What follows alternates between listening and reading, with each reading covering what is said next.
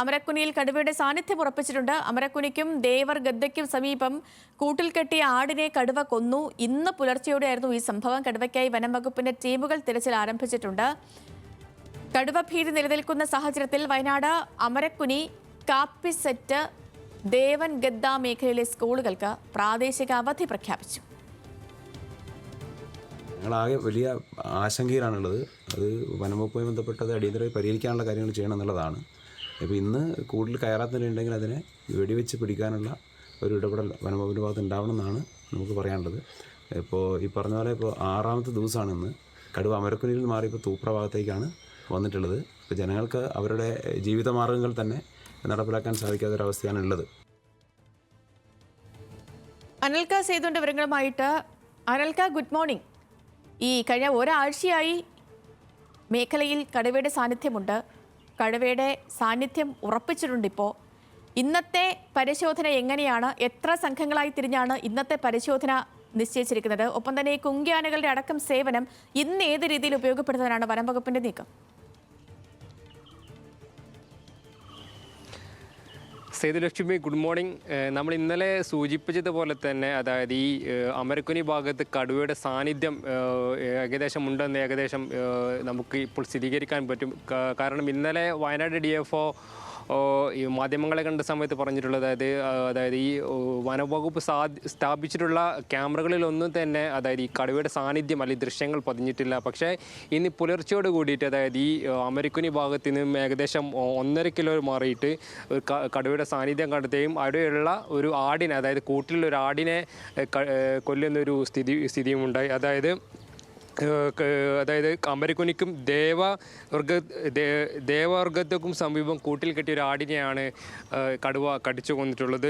അതായത് നെടിയങ്കാടിൽ കേശവ എന്നയാളുടെ ഒരു ആടിനെയാണ് ഇപ്പോൾ പുലർച്ചയോടെ കടുവ കടിച്ചു കൊന്നിട്ടുള്ളത്. ഇതുമായി ബന്ധപ്പെട്ട് ഈ ഒരു കടുവയുടെ സാന്നിധ്യം സ്ഥിരീകരിച്ചതോട് കൂടിയിട്ട് ഈ അമരക്കുനിക്ക് സമീപത്തെ സ്കൂളുകൾക്കെല്ലാം, അതായത് LP സ്കൂളുകൾക്കെല്ലാം, വിദ്യാഭ്യാസ സ്ഥാപനങ്ങൾക്കെല്ലാം അവധി പ്രഖ്യാപിച്ചിട്ടുണ്ട്. കാരണം ഈ കടുവയുടെ സാന്നിധ്യം പറയുന്നത് ഒരാഴ്ച കാലമായി ഈ ഭാഗത്തെ ജനങ്ങളെല്ലാം വലിയ ആശങ്കയിലാണ്. ഇത്തരമൊരു ഘട്ടത്തിൽ വനംവകുപ്പിൻ്റെ പരിശോധന ഇന്നലെ മുതൽ തന്നെ കർശനമാക്കിയിരുന്നു. അതിനു വേണ്ടിയിട്ട് മുത്തങ്ങയിൽ നിന്നും 2 കുങ്കിയാനകൾ, അതായത് സുരേന്ദ്രൻ എന്നും വിക്രമൻ എന്നും പേരുള്ള 2 കുങ്കിയാനകളെ, പ്രത്യേകം പരിശീലനം ലഭിച്ചിട്ടുള്ള കുങ്കിയാനകളെ ഈ മുത്തങ്ങയിൽ നിന്ന് എത്തിച്ചിട്ടുണ്ട്.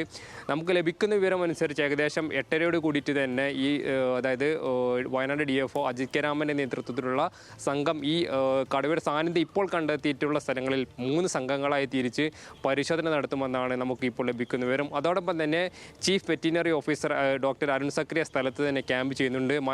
കടുവയെ മയക്കുവെടി വെക്കാനുള്ള എല്ലാ സജ്ജീകരണങ്ങളും അവിടെ തയ്യാറായിട്ടുണ്ട്. കൂടാതെ കഴിഞ്ഞ ദിവസങ്ങളിലൊക്കെ തന്നെ ഈ കടുവയ്ക്ക് ചെറിയ രീതിയിലുള്ള അവശതകളുണ്ടെന്നൊരു വിവരം വനം വകുപ്പ് ഉദ്യോഗസ്ഥർ പങ്കുവച്ചിരുന്നു.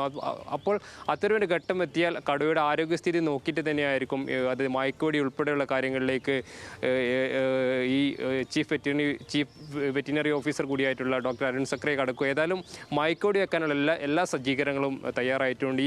അതായത് ഈ കടുവയുടെ സാന്നിധ്യം തിരിച്ചറിഞ്ഞതിന് ശേഷം 3ാമത്തെ ആടിനെയാണ് ഇപ്പോൾ കടുവ കൊന്നിരിക്കുന്നത്. അതോടൊപ്പം തന്നെ ഇന്നലെ ചില ക്രമീകരണങ്ങൾ, അതായത് കടുവയെ പിടികൂടാൻ വേണ്ടിയിട്ട് ഈ മുമ്പ് കൂട് വെച്ചിരുന്നു. അത്തരം ഭാഗങ്ങളിലൊക്കെ തന്നെ ചെറിയ ക്രമീകരണങ്ങൾ ഇപ്പോൾ ഇന്നലെ തന്നെ നടത്തിയിട്ടുണ്ട്. അതായത് ഈ അമരക്കുനി ഭാഗത്ത് തന്നെ കടുവയുടെ സാന്നിധ്യം സംശയിക്കപ്പെട്ട ചില സ്ഥലങ്ങളിൽ കൂടുകൾ പുനഃക്രമീകരിച്ചിട്ടുണ്ട്. അപ്പോൾ ഇന്ന് ഈ കടുവയുടെ സാന്നിധ്യം കണ്ടെത്തിയ പശ്ചാത്തലത്തിൽ ഈ കടുവയുടെ സാന്നിധ്യം കണ്ടെത്തിയ സ്ഥലങ്ങളിൽ ആ സ്ഥലങ്ങളിൽ തന്നെയായിരിക്കും ഇന്ന് പരിശോധന കർശനമാക്കുന്നത്. അതോടൊപ്പം തന്നെ ആ ഒരു ഭാഗം എന്ന് പറയുന്നത് ചതുപ്പ് നിലയങ്ങളാണ്. അപ്പോൾ ഇന്നലെ എത്തിച്ചിട്ടുള്ള കുങ്കിയാനകളെ ഉപയോഗിച്ചിട്ട് അത്തരം ചതുപ്പ് നിലയങ്ങളിൽ പരിശോധന കർശനമാക്കുമെന്നാണ് ഇപ്പോൾ നമുക്ക് വകുപ്പ് ഉദ്യോഗസ്ഥർ ലഭിക്കുന്നത്. അതോടൊപ്പം തന്നെ ഇന്ന് തന്നെ ഈ കടുവയുടെ സാന്നിധ്യം കണ്ടെത്തിയ പശ്ചാത്തലത്തിൽ കൂടി ഇന്ന് കൂടുതൽ, അതായത് മറ്റു സ്ഥലങ്ങളിൽ നിന്ന് RRT ഉദ്യോഗസ്ഥരും അതോടൊപ്പം തന്നെ പ്രത്യേകം വനംവകുപ്പിന് പരിശീലനം ലഭിച്ചിട്ട് ഷൂട്ടർമാരുൾപ്പെടെയുള്ള ആൾക്കാരോട് ക്യാമ്പ് ചെയ്യുന്നുണ്ട്.